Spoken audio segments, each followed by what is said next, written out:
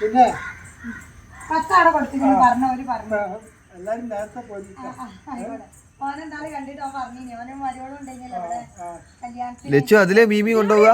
അത് മീമി വീട് വീട് വീട് വീട് നേരെയാക്ക്. അടുക്കളക്കൂടെ അപ്പുറത്ത് കൂടെ വാ.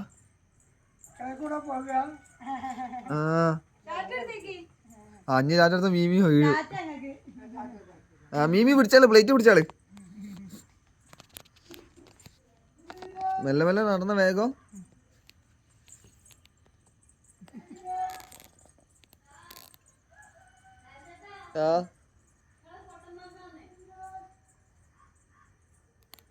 അയ്യോ